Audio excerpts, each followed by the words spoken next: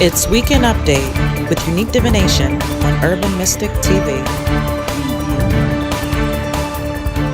Hey family, welcome to Weekend Update. I am your host, Eunique Divination.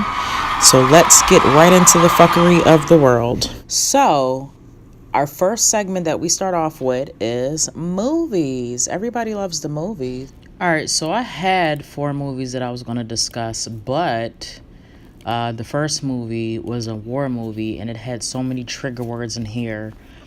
I did not want YouTube to demonetize my video, so I will not be discussing the first movie. The next movie is called Den of Thieves. This movie is action crime, rated R. The director is Christian Gudegast. Actors are Gerard Butler, Pablo Schreiber, and O'Shea Jackson Jr. So, I believe that's Ice Cube's son. Does anybody know if he raps? So, I guess he didn't want to be a rapper, decided to be an actor. Great stuff, great stuff. The plot on this movie. Legendary cop Nick Flanagan and his elite group are on the trail of a notorious crew of bank robbers whose next seemingly impossible job is to take down the Federal Reserve. Oh, that's dope. That's a dope plot. Anyone who wants to take down the Federal Reserve or makes a movie about it seems pretty cool. I won't be going to see it, but you guys should go see. Let me know what you think about it. The next movie that we've got is called Forever My Girl. It's romance, rated PG. The director is Bethany Ashton Wolf.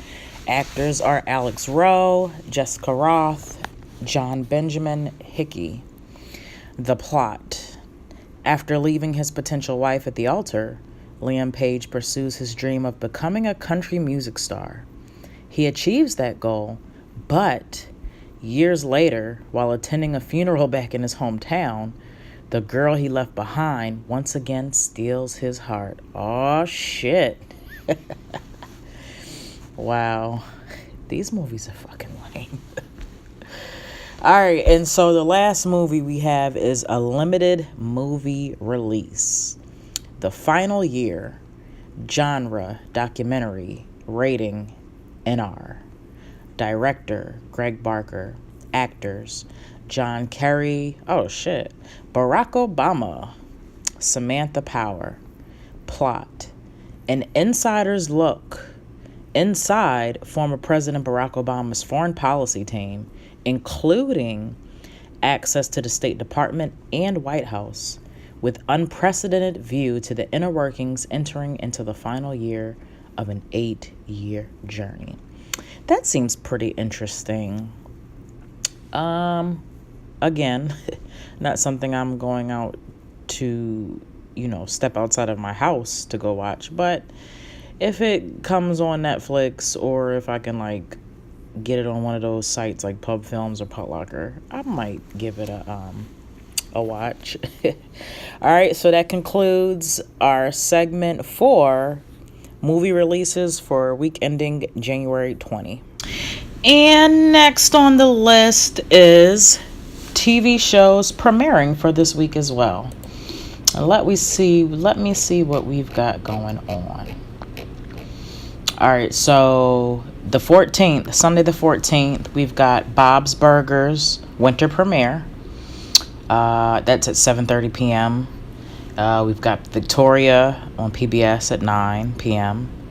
and American Murder Story on ID, 10 p.m. Divorce, HBO, 10 p.m. Seeking Sister Wife, TLC, 10 p.m. and Crashing, HBO, 10:30 p.m. I have no idea what any of those shows are. So if any of you do, feel free to comment below and let me know what's going on. The 15th, we've got Hot Streets on Adult Swim, 12 a.m. George Scott on Shudder at 3:01 a.m. Kevin Can Wait, winter premiere, CBS at 8 p.m. Supergirl, winter premiere, The CW, 8 p.m. Man with a Plan, winter premiere, CBS, 8:30 p.m. Chain of Command, National Geographic, 9 p.m. Superior Donuts, winter premiere, CBS, 9 p.m.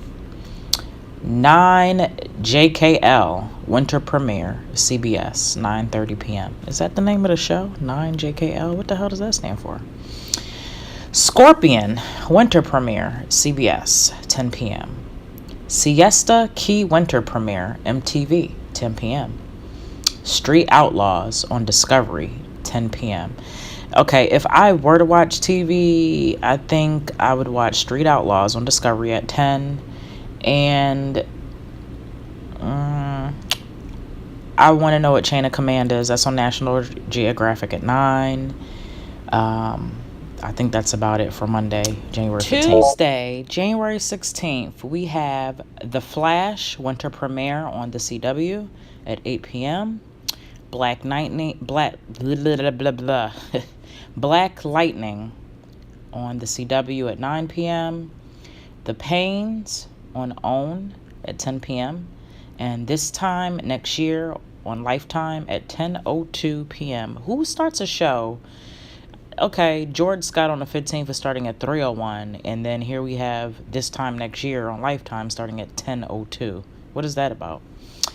And then lastly, we have True Conviction on ID at 11 p.m. So out of all these lineups, I think I'm going for True Conviction. I like stuff like that. All right, Wednesday, January 17th, we had The Path, which is on Hulu at 3:01.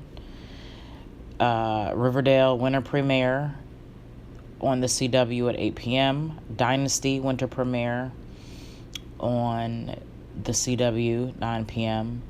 Assassination of Gianni Versace, American Crime Story on FX at 10. And then we have Corporate, Comedy Central, 10 p.m. Next, we've got Thursday, January 18th. We've got Beyond, Freeform on 8 p.m. Grey's Anatomy, winter premiere, ABC. Grey's Anatomy is still on. My kids watch Grey's Anatomy on Netflix or Amazon, one of those things. This show is still going on? Wow. Anyway, it comes on at 8 p.m. on ABC. Supernatural, winter premiere, the CW. I've heard good things about that. It comes on at 8 p.m. Arrow winter premiere, the CW, 9 p.m. Flip or Flop, Nashville, HGTV, 9 p.m. Scandal winter premiere, ABC. I've never watched Scandal. Comes on at 9, by the way. Black Card Revoked on BET, 10 p.m. What kind of... I don't even want to know. I don't even care. How to Get Away with Murder, winter premiere, ABC, 10 p.m.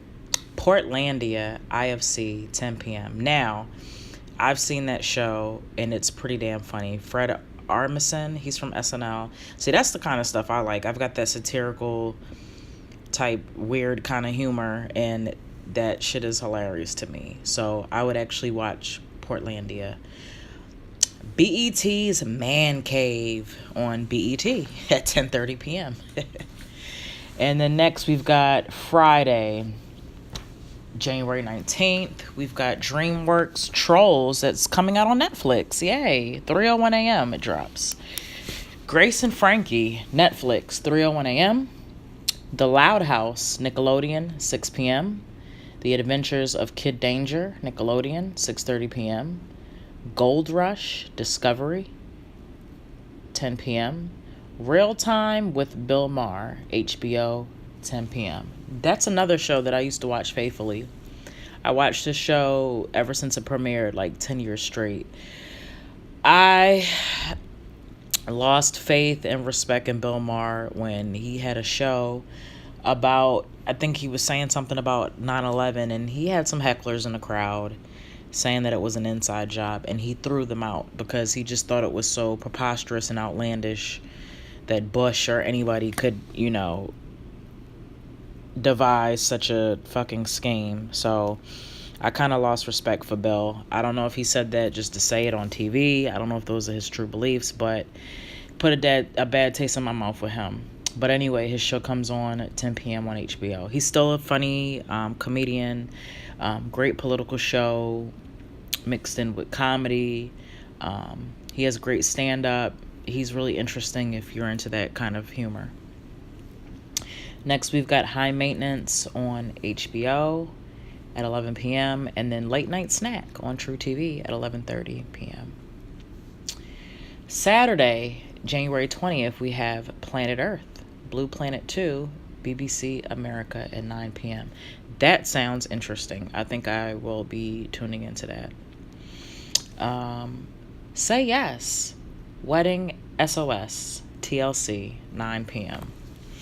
And lastly, we've got Sunday, January 21st, Counterpart on Stars at 8 p.m.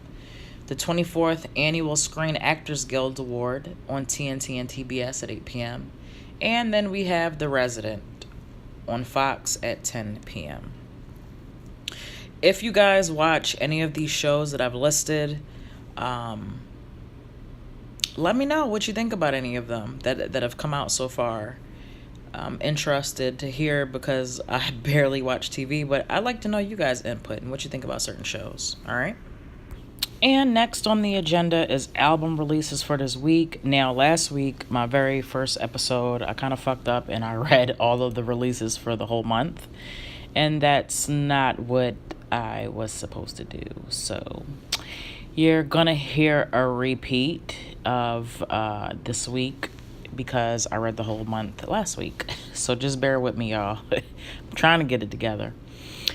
So basically, we've got 5 albums dropping on the 19th. That's the only date this week that albums would have come out. We've got Black Label Society with Grimmest Hits. We've got Fall Out Boy with Mania. First Aid Kit with Ruins.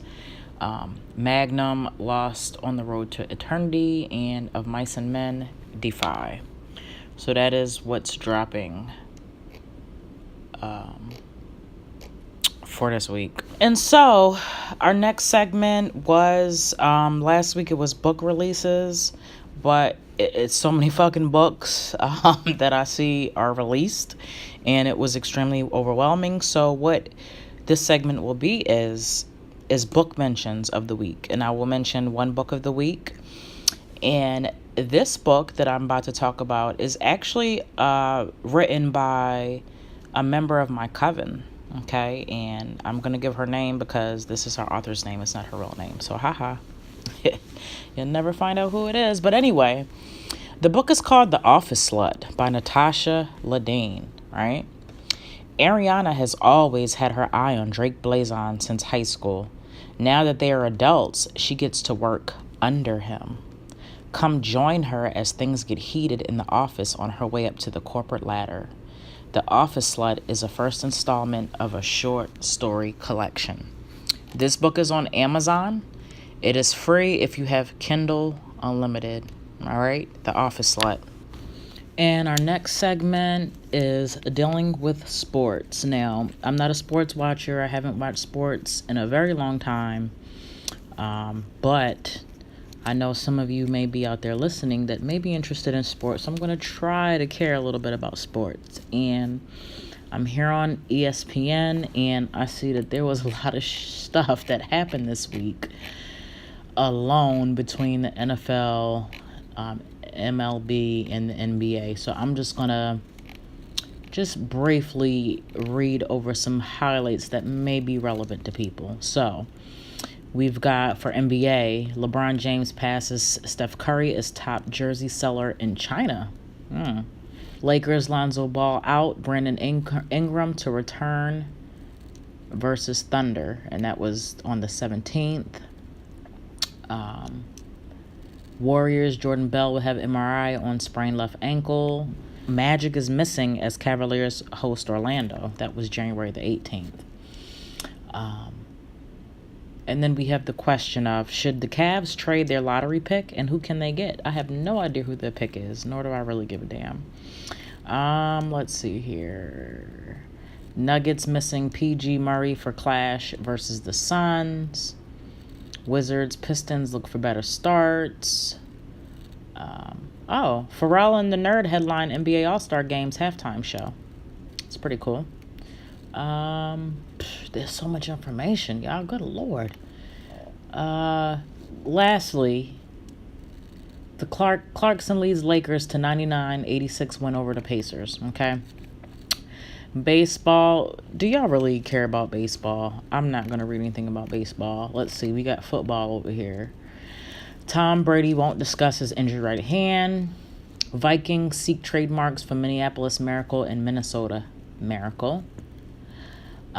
Steelers wide receiver Eli Rogers suffered ACL tear and lost to the Jaguars. Ooh. Sean Payton accepts free couch and donates it to the Children's Hospital. Okay. No respect. Jaguars had fewest Super Bowl L2 bets in Vegas. Okay. Jaguars Leonard Fournette says Steelers fan rear-ended his car on Tuesday. Okay, whatever. O.J. Simpson's lawyer says he's golfing a lot, staying in Las Vegas. Why don't they leave O.J. alone? Colin Kaepernick divulges plan for final $100K of $1 million charitable pledge. Okay, that's the best thing that I've reported in the sports section so far. NFL selects Gene Steratore as referee for Super Bowl L2. 50 women set to participate in football careers forum. Oh, great. Equal opportunity. NFL head coaching carousel. Who's fired, who's hired, and more. Let's see who's fired. Bruce Arians announced his retirement shortly after the Cardinal season ended. He wraps his career as the winningest coach in franchise history with a 50-32-1 record, including playoffs. The Colts fired Chuck Pagano after missing the playoffs for the third straight year. He went 53-43 in 6 seasons in Indianapolis. The Giants hired Dave Gettleman as their new general manager after firing Ben McAdoo and general manager Jerry Reese towards the end of a 3-13 season. The Titans and coach Mike Mularkey agreed to part ways. The team announced on Monday morning, adding that the two sides couldn't come to an agreement over the future. Mularkey went 18-14 in his 2 full seasons as Tennessee's coach and helped guide the Titans to their first postseason appearance since 2008. Despite previously being linked to the Giants' opening, Patriots defensive coordinator Matt Patricia is likely to become the Lions' next head coach. League sources told ESPN's Adam Schefter Patricia and the team would still need to agree to contract details after New England's season ends. Patricia will replace Jim Caldwell, who was fired after 4 seasons with the franchise. The Chicago Bears named Chiefs offensive coordinator Matt Nagy as their new head coach after firing John Fox. Nagy, 39, has spent his entire NFL coaching career under Andy Reid. Okay, Andy Reid. The Raiders officially named John Gruden their 22nd coach in franchise history. He will get the longest coaching deal in NFL history, a 10-year contract, likely approaching $100 million, sources told ESPN's Adam Schefter. The team held an introductory news conference January 9th. Gruden, who coached Oakland from 1998 to 2001 and has been working as an ESPN analyst, is returning to the Raiders to replace Jack Del Rio, who was fired after the regular season finale. Then we've got jobs that won't come open despite coaches on the hot seat. The Cincinnati Bengals. Despite earlier reports that Marvin Lewis planned to leave the Bengals after 15 years in Cincinnati, the team announced on January 2nd that it had signed Lewis to a 2-year contract. The Dallas Cowboys. Despite the Cowboys being one of the bigger disappointments of 2017, the team has maintained that Jason Garrett will be back to coach an 8th season in Dallas. The Broncos. Vance Joseph will return for a 2nd season in Denver. Team president John Elway announced January 1st Joseph guided the Broncos to a 5-11 record in a last-place finish in the AFC West in his first season as an NFL head coach. The Broncos have never fired a coach who started and finished just 1 season within the team. The Houston Texans have signed coach Bill O'Brien and new general manager Brian Gaine to matching 5-year contracts. There had been speculation regarding O'Brien's future in Houston after the Texans finished their first losing season of his tenure. New York Jets. Despite a 5-10 record, the Jets have signed coach Todd Bowles and general manager Mike McCagnon to contract extensions. And Tampa Bay Buccaneers, the Bucs will retain coach Dirk Koetter despite a disappointing season that started with high expectations. All right, moving right along, we get into U.S. politics, all right? I'm going to read a couple of headlines here. So, former diplomats worry about U.S. standing among 1.2 billion Africans. 1 week after President Donald Trump allegedly made derogatory comments about Africa and Haiti in a meeting over immigration policy with lawmakers, 78 former U.S. ambassadors to 48 African countries have sent a letter to the president asking him to reassess your views on Africa and its citizens. Former U.S. Ambassador John Campbell speaks with VOA's diplomatic correspondent Cindy Sain about an effort to reassure Africans about the U.S. commitment to the region. Whew.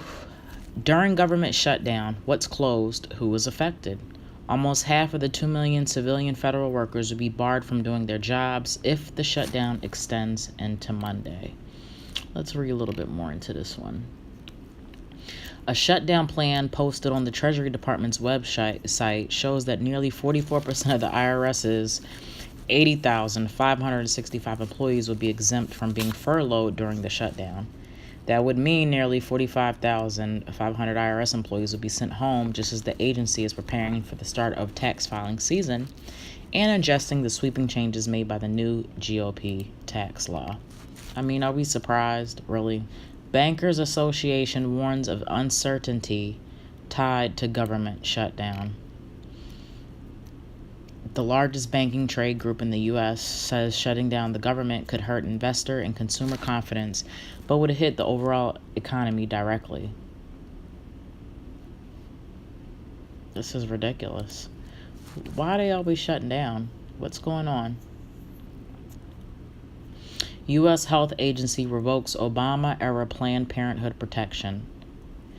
HHS officials also said the department is issuing a new regulation aimed at protecting healthcare workers' civil rights based on religious and conscious objections. Most retweeted Trump postings reflect highs, lows of president's year. What is this, man? He's always tweeting something. All right, President Trump's first year in office has been defined as much as anything by his prolific use of Twitter to go around what he sees as sometimes hostile news media and communicate directly with the American people.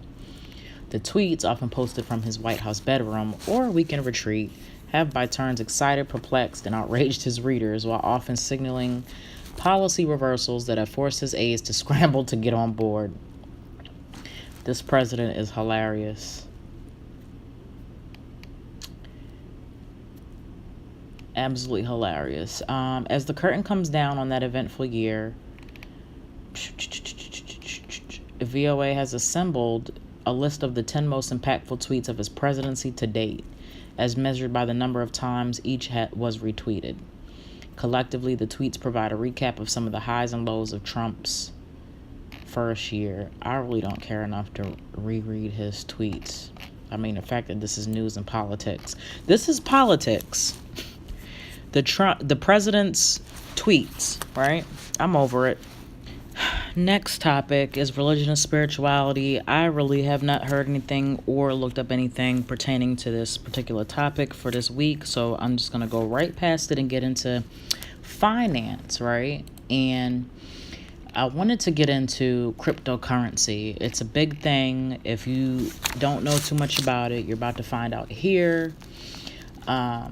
Cryptocurrency is virtual currencies, perhaps most notably Bitcoin, which have captured the imagination of some, struck fear among others, and confused the heck out of the rest of us. That was Thomas Carper, U.S. Senator. So, what is cryptocurrency? Let's find out.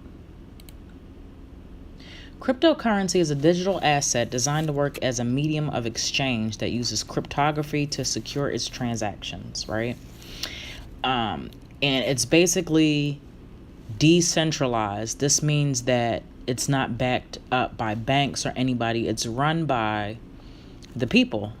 There are these machines that do cryptocurrency mining, which is, it's like a ledger and basically blockchains, which each transaction is sent to like 30 different people. They check it and then the transaction can go through. Now, I know everybody has heard of Bitcoin, but there are so many different cryptocurrencies out there. Another one that you might be familiar with is Litecoin, Ether, Ripple. These are just a few. I've been dabbling into cryptocurrency, not spending a lot of money, just putting my money, investing a little bit just to see how it works, to get familiar with it. So I recommend you guys do that, because I really think that we're going to move away from centralized money, meaning US dollar and just money backed by banks and the Federal Reserve. Okay. Now, there's this stigma around cryptocurrency because it's said that, bad people use this on the dark web to pay for purchases. Well, guess what? I could have swore that, drug dealers and all types of people like launder US dollars. What is money laundering? That has nothing to do with cryptocurrency. So they're trying to put a negative stigma on cryptocurrency. It's the new wave of the future. People are already paying with things with cryptocurrency. Why cryptocurrency is good if we want to look at it on a global aspect. Say, for instance, Africa. Say these people want things that they can't get through, I don't know, the World Bank or something like that, a certain loan or something that they'll have to do where they have to be backed by, the World Bank. And so if you use cryptocurrency, they can bypass certain regulations that are stifling them, where they can prosper and flourish. Okay, so it's not necessarily a bad thing. It's decentralized. Anytime something is decentralized, that's a good thing. So it's moving away from the banking system. It's also kind of got its own stock exchange, like Wall Street aspect to it, but it's not attached to any of that. There's trading that goes on between different cryptocurrencies. You can exchange one cryptocurrency for another. For instance, you can exchange Litecoin for Bitcoin, things of that nature. So I implore you guys to look into it. It's definitely the money of the future.